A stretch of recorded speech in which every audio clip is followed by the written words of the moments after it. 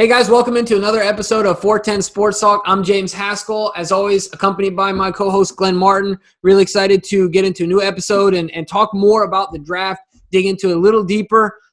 We've been noticing lately that there's been a surge in belief here in the area and amongst Ravens fans throughout the country that there's going to be some action going on in the draft as far as trading is going. And there's been a lot of people that believe, based on the number of picks that we have, especially early in the draft, that we're going to be moving up in the draft.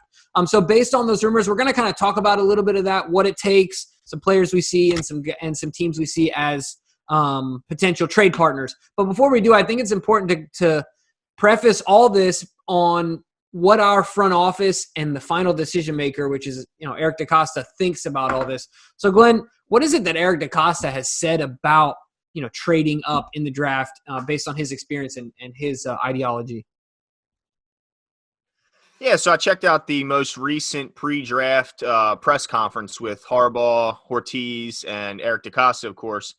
And he was asked this question about trading up. And his, of course, in this press conference, they're not going to try and give up a ton. That's the idea of it. But he did say that in general, trading up can be a bit dangerous. Anytime you're risking the amount of shots you have. Most people look at the draft as kind of a potluck, kind of a shot in the dark, 50-50 shots. So anytime you take one of those shots out of the equation, that's one less opportunity to hit it big on a player. So he basically said it's a little bit risky. He'd love to have 10, 12, or 14 picks in every draft with all things being equal. Basically called it historically a 50-50 proposition in terms of whether it worked out or not when you do move up to get whatever guy you covet. He said that he has to be convinced that they're getting an elite player for him to consider that. But now, you have to take that and also consider the fact that in recent years, especially recent years with Eric DeCosta being at the helm, he's been very active in the first round, both trading back and up. We saw him do that 2 years ago, trading back a couple times and still getting Hurst, and then trading back into the first round to grab Lamar at 32.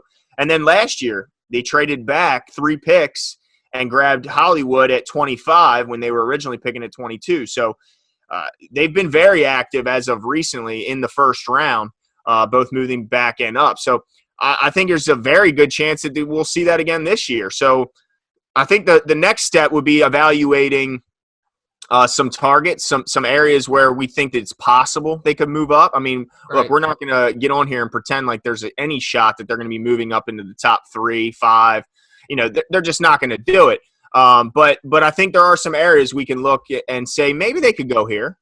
Yeah, absolutely. So I think the place to start with that is figuring out what the ceiling is.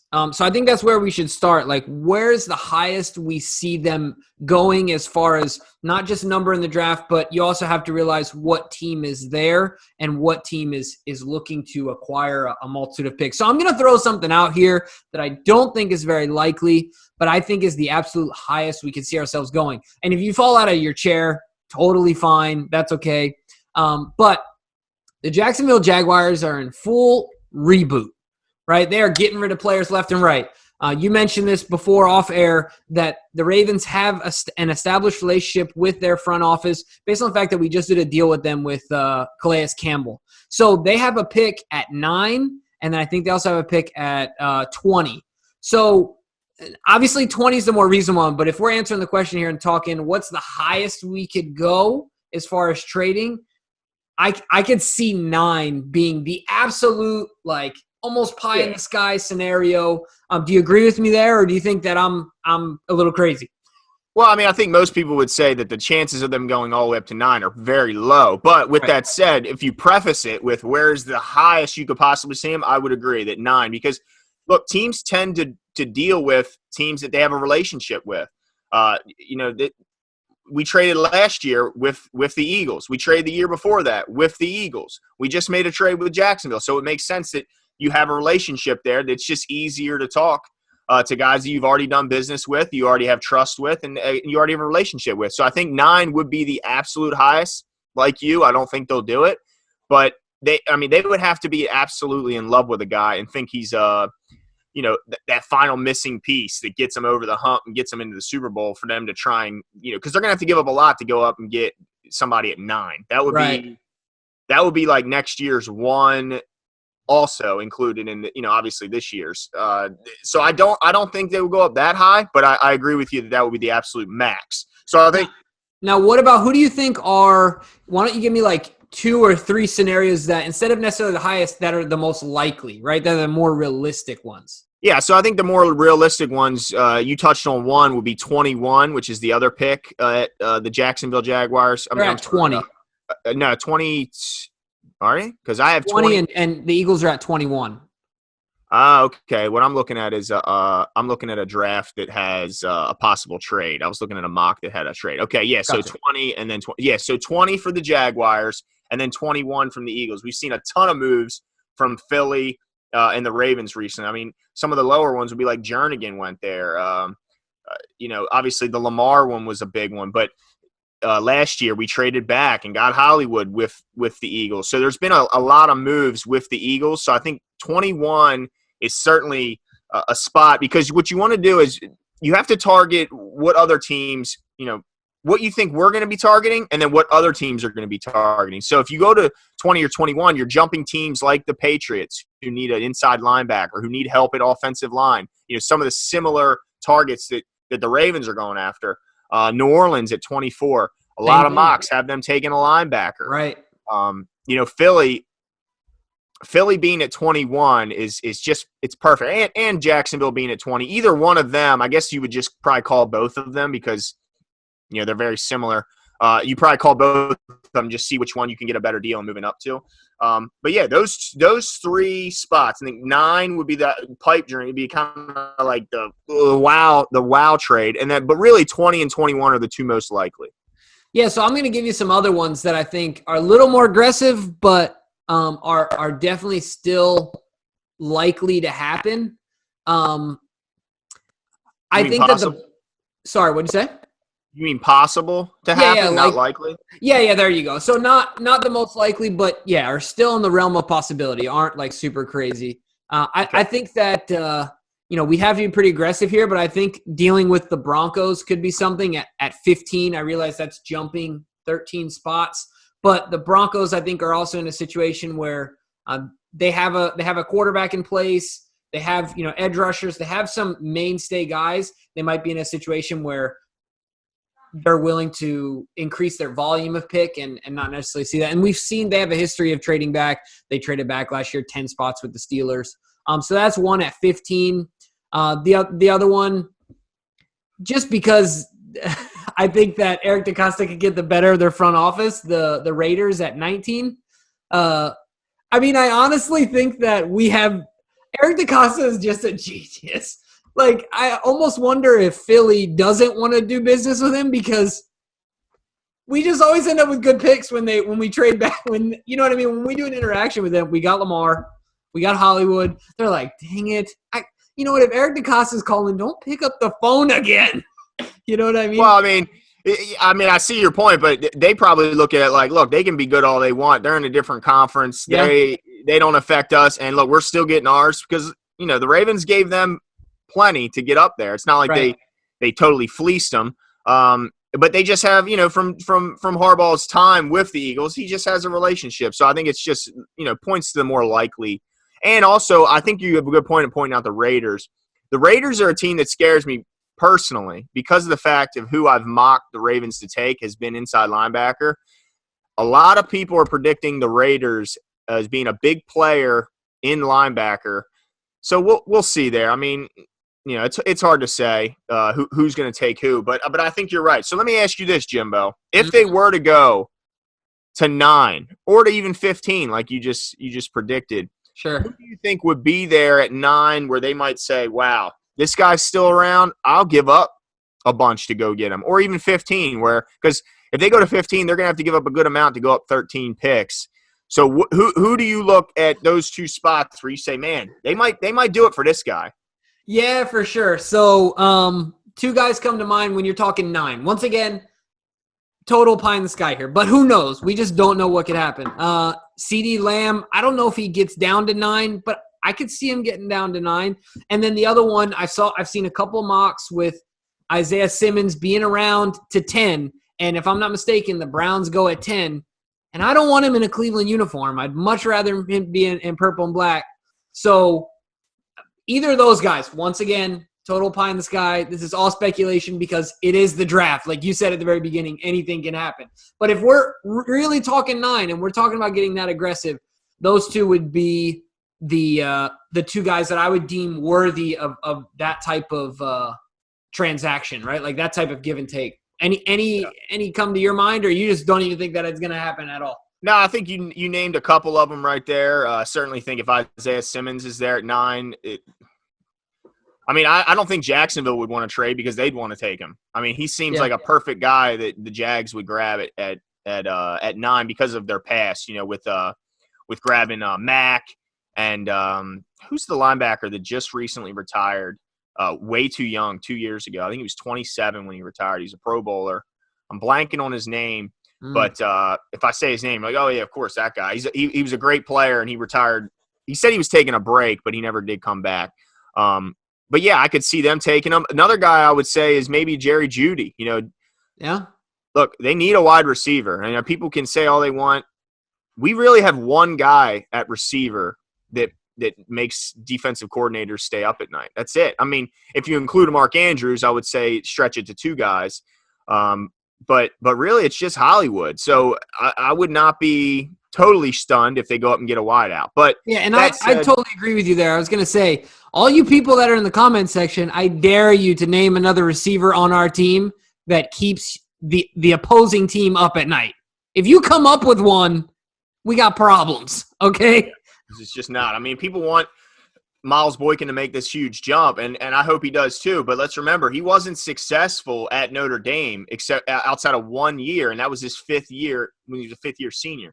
So he doesn't have necessarily the quickest learning. It takes him a little bit. Is all I'm saying. It takes him a little bit. So I wouldn't be looking to at Miles Boykin for answers at that number 2 receiver spot just yet, because I don't think there's any guarantee he's going to make that leap to becoming a more dependable player, even though I would love to see him do that. So, well, let me ask you this, Jimmy, because I think the more likely landing spots are going to be 20 or 21 if they're going to trade up. It's not going to cost them that much. I think we can go over a couple of those because we did pull them up. Let's see. The Seahawks last year traded from 30 to 21 to grab Maryland's Darnell Savage, and they had to give up 2 4s to move up 9 spots. So, and obviously they're 1, but essentially they moved up 9 spots to give up, and they gave up 2 4th-round picks. So I mean, when you look at what the Ravens have been able to do in the middle of the draft over their history, that's a lot, giving up 2 4s. That's a couple really, really good players that they could get that could help the team. And then you look at what the Eagles did. The Eagles moved up from 25 to 22 last year with the Ravens. In exchange, they gave us a 4th and a 6th. So they gave up a 4th-round pick and a 6th-round pick to move up 3 spots. That's it, 3 spots. I mean, so basically what they had to have been thinking there is, look, we got to jump 1 team. So that's what they do. They look around, they say, well, this team needs a wide out, and we need a wide out. Well, we got to get above them because they're definitely going to take them. And that's what they think, and they, of course, they have connections around the league. They kind of give them an insight as to what they think another team will take and all that. So to go up from 28 to 20 or 21, it's likely it's going to take a 4th round and maybe a 6th or 7th.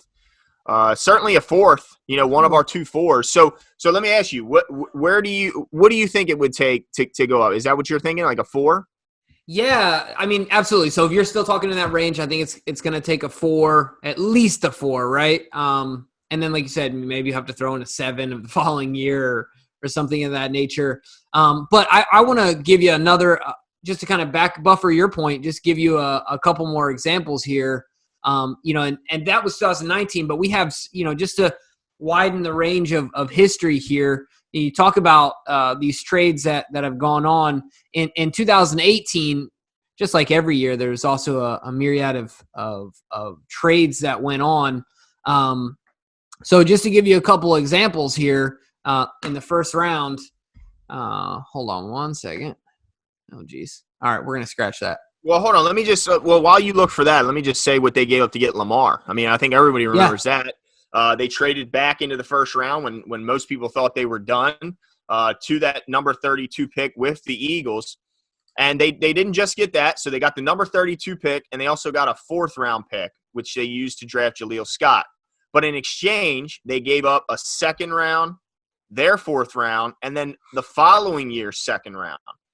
So basically, they moved up 20 spots. They moved up 20 spots, and in return, they gave up – in a sense, they really only gave up a 2nd-round pick. I mean, a 2nd-round pick's a lot, but they basically – because they exchanged 4s with the Eagles, and then they gave up a future 2nd, the following year's 2nd. So basically, to move up 20 spots, they gave up the following year's 2nd-round pick, which, although the Ravens have not been that successful in the 2nd round, if you look at their draft history – that's a huge value to give up a 2nd-round pick because it's cheap labor, and a 2nd-round pick is this close from being a first. I mean, you can still get an excellent addition to your team in the 2nd round. So they gave up a good amount, but I think they valued that 5th-year option, especially at a quarterback position when we know when he hits the market, he's looking at 40 a year. Yeah. He's looking at 40 million a year. So were you able to find what you I found that. So the one thing I was going to say really quickly about 2018 before I dig into some trades that were made is that us, the Rams, and the Patriots made the most trades, the most transactions during the draft period of all the teams. I think it's interesting because in 2018, 2 of those teams were in the Super Bowl. Right. So we were outside, but obviously, we picked up Lamar in that draft. So I think that's something important to note, that activity, at least so far, based on this draft and the previous years, so 2019, 2018's draft, action and movement usually bodes well for the one that is the aggressor, if you will, the initiator, the one that is making the moves. Yeah. So I think that's important. The other thing I was going to say, just to give some additional context to your point, to get into that top 15, so what happened with Arizona, they gave up their number 15, a 3rd-round pick that year, a 5th-round pick to get that number 10 pick. So like I said, the pie in the sky scenario to get into the top 10, they went and got Josh Rosen. Didn't work out too well for them. But think about it. They gave up a 3rd-rounder and a 5th-rounder along with a top 15 pick just to go up and get Rosen. I think that's probably going to be very comparable to what we'd have to do to get all the way up there. So might not be something we're willing to do as far as our history goes, right, with the Baltimore Ravens and how much we value those picks. So, yeah, I agree with you. Unfortunately, I like the drama and would like to see us get up that high because I'm one of those fans. But I just don't see it happen. As much as I want to try and speak it into existence, just not going to happen. Yeah, so, I think, though, let me ask you this, Glenn. So let's identify some guys. I gave 2 names, but as far as that 2021 goes, because I think that those are our prime trade partners, who are some players that you see as worthy of giving up we'll just give it a flat value of a 4th-round pick? Yeah, I think that's safe. I think a 4, and if you wanted to stretch it, you'd say a 4 and a 7. Yeah. But I think that's safe. So what I'm looking at, the 2 guys that I've been talking about all offseason have been Queen and Murray. So I think if either one of those 2 guys, whichever one they prefer, are there, I think there's a shot that they could take him. I think Denzel Mims, I think if you look at some wideouts, some secondary wideouts outside those top 3, I think you look at Denzel Mims, the projections are, this year's DK Metcalf, got looks the part, can fly, he's big, he's strong. Did himself a lot of favors at the Senior Bowl. The guy, there's a lot to like there. But he's not the only one. I think Jalen Reagor from TCU is another wide receiver I think would fit, perfectly explosive guy, very fast, would kind of be a good 1-2 punch to have with Hollywood in a sense that you wouldn't be able to just roll all the coverage to one side and just because I think that's what a lot of teams did. They just said, we're not going to let Hollywood beat us over top. So good luck, with the other side. And they didn't have a lot to worry about on the other side. So I think those are some guys. I think Chason, I think however you pronounce his name, is a pass rusher that a lot of people are looking at. That I think I think there's a good shot that they could go pass rush in the first round. And yeah, it wouldn't shock me at all. That's Clavon Chason. I think I'm the worst with pronouncing names, but That's okay. but he's an edge guy from LSU. Can get after the quarterback. And then the last guy I want to bring up is a guy that I think's been overlooked a lot. I haven't heard his name a ton when we're talking about first round guys, and that's Justin Jefferson out of LSU. He's kind of been overlooked by a lot of people because of Mims, what he looks like. The top three guys with Lamb, Judy, and Ruggs. But I think Justin Jefferson would be an awesome pickup for the Ravens, a guy that would fit us perfectly and really add to that threat. So those are the guys I look at. Did I miss any on your list that you? Well, yeah, I was going to ask. I know that we had hands picked on, of course, and we talked a little bit about this, but do you think that we will have to trade up to get it? I really like Terrell Lewis. Yeah, I do too. Yeah. Do you Boomer think bust, though. Boomer bust, Yeah, but do you think we'd have to trade up to go get him? Or do you think based on his – because I'm not mistaken, he had, 2 season-ending injuries or something of that nature in college? Yeah, I see. For that reason, because of the injury, that was so prevalent. I mean, it wasn't just one. It was 2 season-ending. I think he would be there, and I think he honestly has a shot to be there in the second round when they pick. So I had him on my list as a guy we might have to move up for. The other one too, as far as pass rusher goes, is I think that Epinesa is going to go outside of the top 10, and once he gets outside of the top 10, who knows where he'll end up going, right? Like if it's around pick 16, 17, we'll start making those calls. I think that that'll be that call that comes in that 20 spot that would make a lot of sense for us as well. I'm not a huge Epinesa guy. I know that something like Craig from Hands Pick has had him on and likes him a lot. I mean, the only thing that you don't like, I mean, you look at production and all that, he was fantastic, but athletically, he just doesn't blow you away. I mean, when you chart him and you look at the combine, he just didn't blow you away from an athletic standpoint. But man, when you look at the tape, when you look at the production, the guy, he's been impressive. But I think people just in the next level wonder if he's like in baseball terms, is he a 4A guy? Is he too good for AAA but not quite good enough for the pros? So that's the worry. Does he have the athleticism to make it at the next level? But man, I tell you, I agree. I think he's another guy that they could target at 20 or 21. And maybe even at 28. A lot of mocks have him making it to 28. Yeah, now let me ask you about another guy very similar as far as position and place or range of spots in the draft is Matos out of Penn State. Yeah. So to take this a bit deeper here, I mean, there's a couple conversations. One, do you think he'll be there at 28? And if he's not, the other question we have to ask, since we've been talking about trading up, do we like him enough to give up that 4th round pick? Do you know what I mean? Do you like him enough? Say that the only way you're getting him is you have to go to 20. That's the only way you're getting him. Right. Are you pulling the trigger on that? On Gross Matos? Yeah. So that means you're giving up a 4th and you're moving up 8 spots. Yeah, man. I don't think I would for him. Only reason is I don't think it's our biggest – it's an area of need, but it's an area that they've addressed in free agency with Calais and with Derek Wolfe, and that area is pass rush, of course. Yeah. And they did just spend some draft capital in bringing in Ferguson last season, and they still have and also they brought back what's the outside linebacker they brought back? Jihad Ward. Yeah, Jihad Ward, exactly. So – they've spent money in the offseason, and they've spent draft capital here recently at that spot. So to trade up, I'd be kind of surprised. Now, look, if he's there at 28, I wouldn't be surprised if they grab him. But because he fits us. I mean, he's 6'5", 270.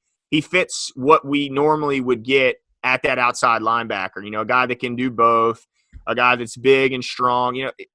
He's crazy athletic. He needs to put a little bit of muscle on, But the question with him is he a defensive end or he's an outside linebacker? That's kind of the question with him. So to me, him personally, I don't think he would be a target at 21, only because I think he's got a good shot at being there at 28. So I don't think they would need to. But again, we don't know. We don't know where these guys – this is the most uncertainty I've ever seen going into a draft because of the lack of communication that they've had, the lack of workouts with pro days being canceled. We just don't know. But I think uh, you know, I think the more likely spot if they're trading up is going to be wide receiver or it's going to be interior linebacker if that's there. But let me ask you about your guy because I'm hearing a lot of people mentioning your guy. You were the first one on him, but I heard Mel Kiper mention him as a possible fit for the Ravens at 28, and I'm also seeing him on a ton of mocks going in the early 20s because they're considering him the best interior offensive lineman, whether you put him at center or guard. And that's your boy Cesar Ruiz out of Michigan. So do you see him as a guy that you might like him enough to trade up to 21 to grab him? As much as I like him, I just find it hard trading up for an interior offensive lineman. The only thing that I could see making it worth it is, so like you said, there's a lot of uncertainty in this draft. The advantage to Cesar Ruiz is that our head coach and his head coach in college are brothers.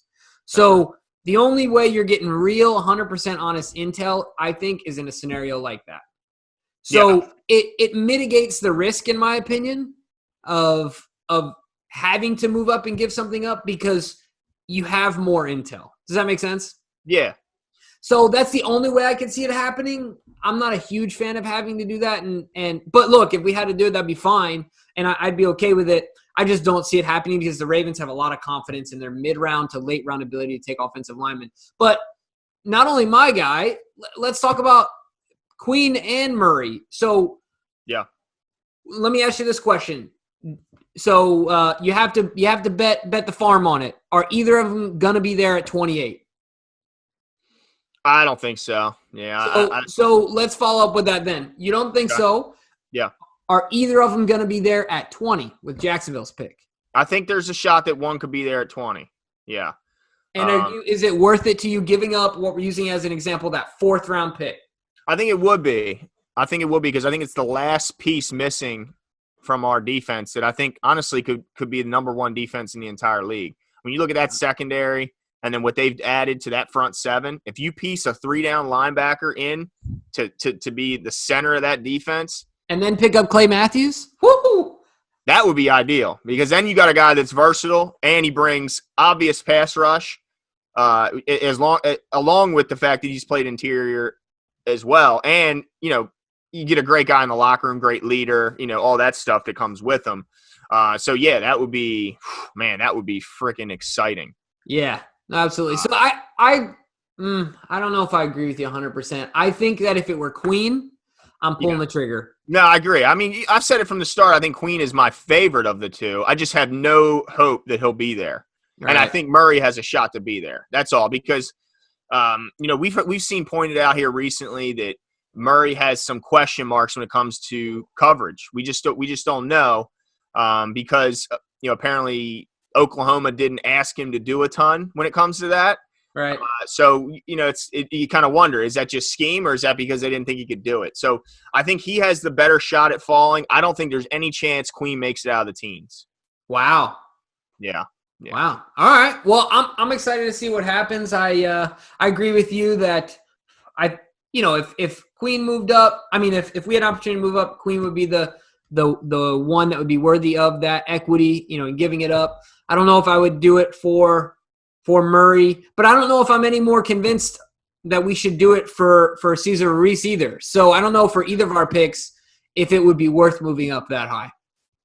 Yeah, no, I mean, we just don't know enough this year. We don't know as much as we have in years past. But I can say this, they know because they've been doing their due diligence. They've been, those scouts are there all year long. So it's not like this is, something to where it's preventing them from gathering information. They've already been there. They've already spoken to all the necessary people. So they'll know and we'll see. But I think that's it for this one. So thanks for watching. If you want to keep tabs on us, make sure you subscribe. Make sure you hit the like button and the notification bell also to get our most recent videos. And we'll keep pumping them out and you just keep watching. See you.